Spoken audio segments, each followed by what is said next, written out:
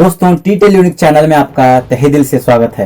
दोस्तों इस दुनिया में सब चीज का अंत है। इस दुनिया में कोई भी शाश्वत नहीं है। जन्म लिया हुआ हर एक इंसान मृत्यु को प्राप्त होता ही है। ये विधि लिखित है। इस बात को सभी धर्म ग्रंथों में उतना ही नहीं, साइंस पर विश्वास करने वाले भी इस बात को यकीन करते हैं। अब सनातन धर्म के आस्था के प्रकार हर एक युग में वो कितने बार धर्म की रक्षा के लिए देवानुदेव पृथ्वी पर आए हैं। उनमें ही शेष शयन विष्णु अब तक 9 बार अवतार लिए हैं कहने का आस्था लोगों की है। अब इस कलयुग में भी कल के अवतार में भगवान विष्णु जन्म लेते हैं करके पुराणों में बोला गया है। वैसा हुए तो पृथ्वी पर जन्म लिए हुए भगवान भी अपना अवतार को पूरा करना ही है ना, अर्थात इस देह को त्यागना ही है। वैसा हुए तो विष्णु जी के उन सभी 9 अवतारों ने मृत्यु प्राप्त कर ली थी क्या?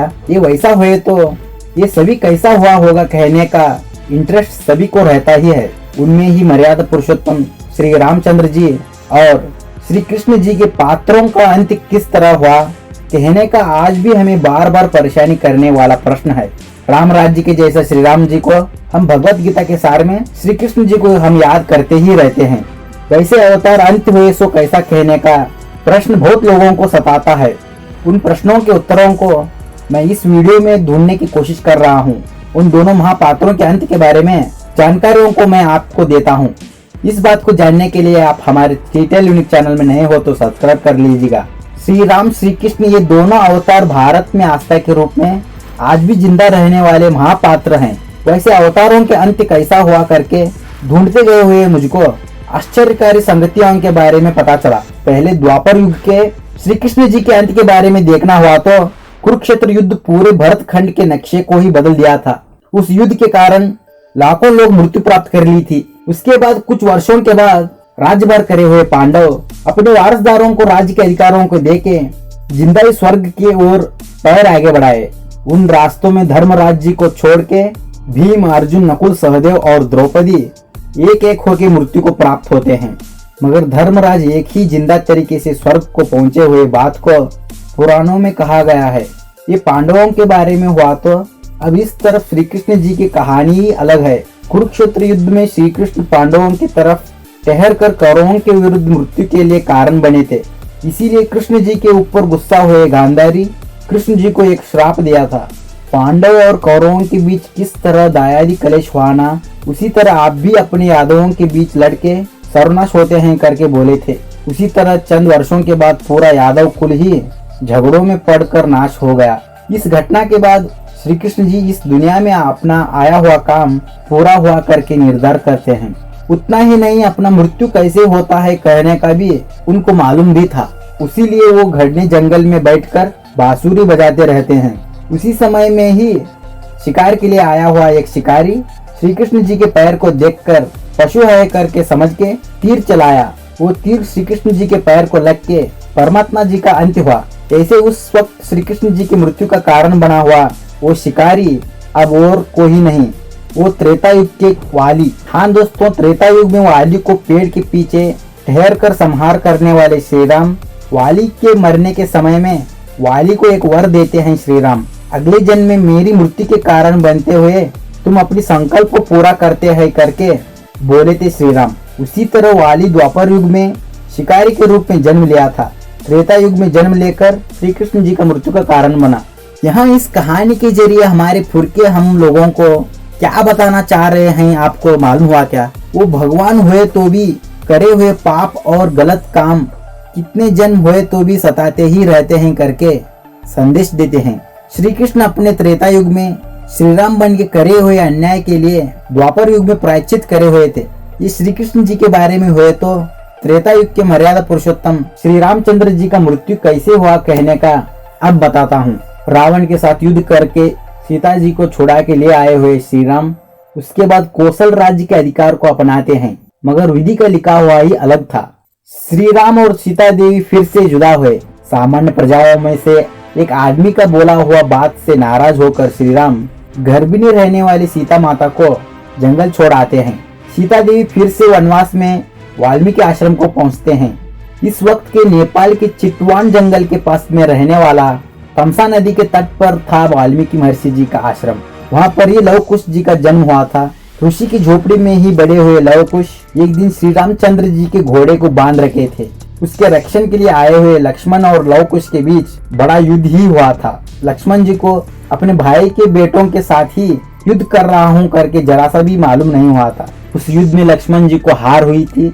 उसके बाद इस विचार को समझ के खुद श्री राम जी लव कुश के विरुद्ध युद्ध के लिए आए थे। उस वक्त लव कुश अपने ही बेटे हैं करके श्री राम जी को मालूम होता है। ऐसे वक्त में ही श्री राम जी का और सीता माता का मिलन होता है, मगर सीता देवी राम जी के साथ फिर से अयोध्या आने के लिए राजी होते नहीं। उसके बदले में अपने बच्चों को राम जी के हवाले करके अपना कर्तव्य को पूरा करते हैं। राम जी के साथ रहने वाले आमंत्रण को ठुकरा के वहीं की जमीन पर उतर जाते हैं। ऐसे करते हुए सीता देवी अपने अनुभव किए हुए अपमान और तिरस्कार के लिए सात्विक प्रतिकार लेते हैं। सीता देवी इस मूलक महिला स्वाभिमान का प्रतीक है करके दुनिया को बता देती हैं। एक मूल के प्रकार मूल वाल्मीकि रामायण में इस कथा का सार नहीं है, इसको उत्तर रामायण बोलते हैं। इस कथा को भी जुड़ाया गया है करके भी बोलते हैं।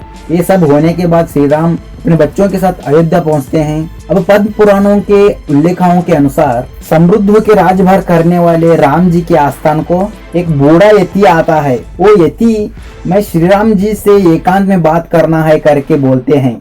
उस यति के बात के लिए मंजूरी दिए हुए श्री रामचंद्र अपने महल के एक कोने पर यति के साथ बात करते हुए आगे बढ़ते हैं। हम दोनों के एकांत के बातों पर कोई भी रुकावटें आए नहीं जैसा देखने के लिए लक्ष्मण जी को आदेश करते हैं। ऐसे लक्ष्मण बाहर की तरफ ठहरे हुए वहीं पर ठहर जाते हैं। वो यति एकांत में राम जी को अपना असली परिचय करवाते हैं। वो है काल पुरुष। श्री राम भूमि पर आया हुआ काम पूरा हुआ है करके काल पुरुष याद दिलाता है। उसी समय में राम जी को मिलने के लिए वहाँ पर दुर्वास मुनि का आगमन होता है, मगर उस जगह के दरवाजे पर ठहरे हुए लक्ष्मण दुर्वास मुनि को वहाँ पर अंदर प्रवेश के लिए अनुमति देते नहीं हैं। दुर्वास मुनि भी जल्द ही श्री राम जी को मिलना है करके जिद पकड़ते हैं। अगर राम जी की मुलाकात के लिए अवकाश दिया नहीं तो श्री राम जी को श्राप देने की बात कहते हैं। इसके लिए मुझसे कहीं राम जी को कोई भी तरह का अनहोनी ना हो करके समझ के लक्ष्मण राजाज्ञा को तोड़कर श्री राम जी के जगह को पहुंचते हैं। उस वक्त में राजाज्ञा को ठुकराने वालों को मृत्युदंड दिया जाता था। इस विचार को मालूम होने के बावजूद भी लक्ष्मण अपने भाई के लिए उस कोने में प्रवेश किया था। वहाँ यति और श्री राम जी के बीच चले हुए रहस्य और समाचार को लक्ष्मण जी के कानों में पड़ता है। अब श्री राम जी को लक्ष्मण के लिए मृत्युदंड देने की अनिवार्य हो जाता है। अपने भाई को मृत्युदंड वो भी कैसे देते हैं श्री राम, इसीलिए लक्ष्मण जी को समान होने वाले दंड को देते हैं। वो क्या मालूम है क्या, राम जी को और अयोध्या को छोड़ के चले जाने का, देश भ्रष्ट होना करने का उस वक्त मृत्युदंड को दिया जाने वाला समान दंड था। अब कभी भी बिना राम जी को नहीं छोड़ा हुआ लक्ष्मण राम जी को छोड़ने से भी अपना जान को ही छोड़ देना बेहतर रहेगा करके समझते हैं। लक्ष्मण सीधे सरयू नदी में अपनी जान को देते हैं, अर्थात लक्ष्मण शेषनाग होकर सरयू नदी में जाते हैं करके पद्म पुराण में बोला गया है। इस बात को जाने हुए श्री राम दुखित होके राम के बिना लक्ष्मण कैसे नहीं ना, उसी तरह बिना लक्ष्मण के श्री राम रहने का असाध्य है करके इसीलिए अपने बच्चों को राज्याधिकार देके श्री राम खुद भी सरयू नदी के किनारे आते हैं। बहते हुए सरयू नदी में श्री राम चलते हुए ही